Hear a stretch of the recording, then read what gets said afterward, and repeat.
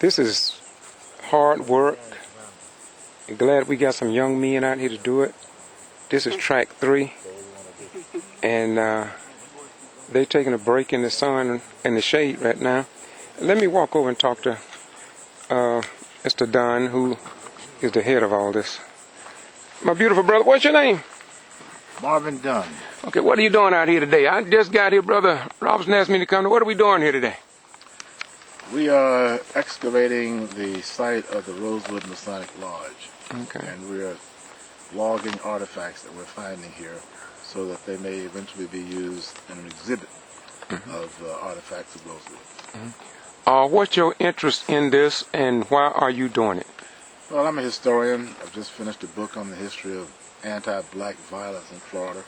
I have an entire chapter on Rosewood, and I became interested in the story of Rosewood going back to 1997 when I started coming out here and trying to find historic spots in Rosewood, and I've been coming ever since. Okay. I now have a state grant to do this work. We have a 2-year, second year of our grant to dig in Rosewood and to recover as much of this historic community as we can. Okay. How would you explain the image that has been planted into the people's head and brains about Rosewood in comparison to what I see out here today and what was presented in the movie Rosewood? Can you collaborate on that a little bit?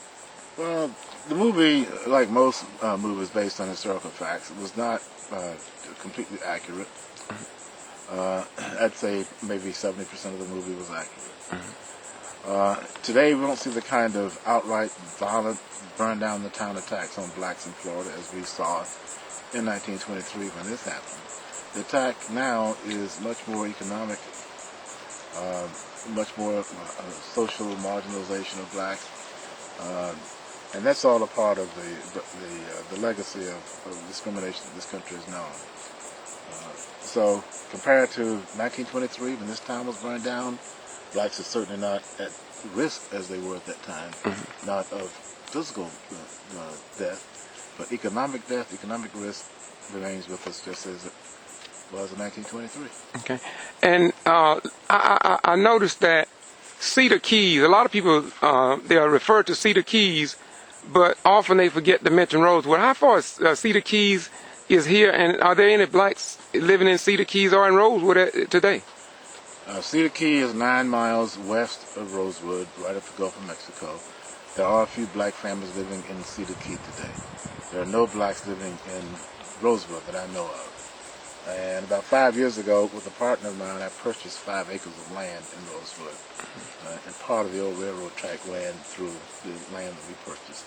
And we believe the railroad depot was either on that site or close to it. But as far as I know, there are no black people living out here now. The last time I was out here, I noticed that there's a bridge over there on your parcel of land over there. And I saw a name on it called R.O.B., I think it was Robinson. Why did you name that Robinson Bridge over there? Because John Robinson of Valdosta, Georgia, came down here with his sons and his grandsons, and they built that bridge. They actually transported that bridge from Valdosta on a truck. And that bridge allowed us to cross my property from one end to the other, allowing us to go across a swampy area that the property contains. So that's why it was called the Robinson Bridge, which is important because there was a very large family of Robinsons in Rosewood back during the day. But these Robinsons are the Robinsons of Valdosta, Georgia. As I put this on my blog or wherever, my question is, when people see this, they'll ask a question. Marvin Dunn, Marvin Dunn, Marvin Dunn. Who in the heck is Marvin Dunn? So who is Marvin Dunn? What did you do? Where you from? I mean, what gives you the incentive to come out here, my brother? I am a retired university professor. I taught at Florida International University for 34 years. I began writing on black history in Florida many years ago, and that academic journey led me to Rosewood. Okay.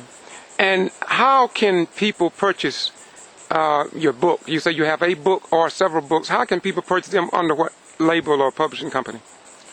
The book that I just finished, the manuscript has been turned in, and it has been accepted for publication by a Florida publishing house. It will not be out for at least another 10 to 11 months. The book is called The Beast in Florida, A History of Anti-Black Violence in the Sunshine State. I also wrote a book on the history of blacks in Miami, called Black Miami in the 20th Century. What year was that when you published that one? That book came out in Approximately. 1997. Okay.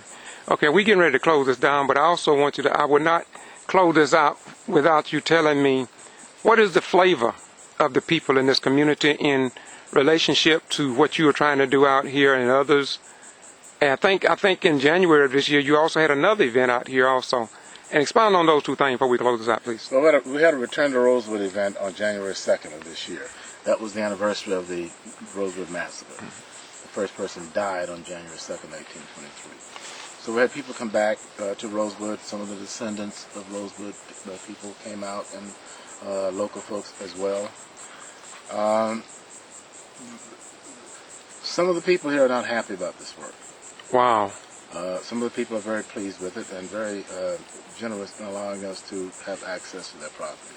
The lady who owns this land, these 5 acres that contain the lodge, for example, is one of the ones who has been very cooperative. Yes. That's why we are allowed to dig on her property. Yes. Okay. Thank you very much. Any closing? Doc, anything you want to say before we close? No more than I believe that Mr. Dunn's dedication is a proven fact that we still have hope alive. Okay. Thank you very much. What about you, grandkids? Y'all have anything you want to say? No, sir. Y'all enjoy? What are you all getting from? No, yeah. What are you all getting from being out here? What is it saying to you? What are you learning?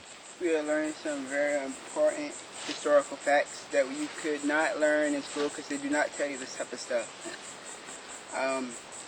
I'm also learning how to work. Working is a really important thing for me. It's ethic. I want to be able to work with my hands. Okay. Grow up, be a really strong man. Thank you very much. Okay. Closing remarks, Brother Dunn. We're done. We're done. All right. Really, y'all heard it. So we're going to get up. I'm going to walk over here just a little bit. Now, from my understanding, they tell me that there was an AME church over here. And, of course, AME represent African Methodist Episcopal Church. Now, we also found out that, and we know that today, that some of the AME churches have split and gone into CME. And we're going to walk right down and hear where they tell me that the church was.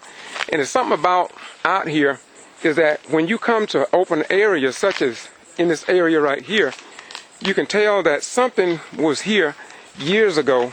But I am told by Dr. Dunn that, of course, the church was burned and destroyed, as well as the Masonic Lodge. And over the years, they have come through here with machinery, and they have what you call fire breaks. They have installed fire breaks through removing of land as well as trees. And I'm hoping that, who knows, maybe one day that we come back down here and this just may be a huge historical park, site, or a recreational area. Who knows? Look at that tree. Look at the shape of that tree. If that tree could tell the story of what happened in Rosewood, oh my God, somebody would probably try to sell that and make money. You notice those limbs on those trees? Real old trees. Our Creator have so set things up so that trees don't talk. But my grandmother used to say, Eliza Bryant over in Brooks County, if trees could talk, oh, what a story could be told. And my agriculture teacher, Mr. Ivory Hicks, taught us in The Future Farmers of America, and I'm going to give you that poem that I learned in the 9th grade to become a part of me. And it went something like this. The wise old owl sat in an oak. The more he saw, the less he spoke. Why aren't we all like the wise old owl? George Boston Rhymes, kvci.blogspot.com. That's kvci.blogspot.com, which means keeping you informed. on the real news.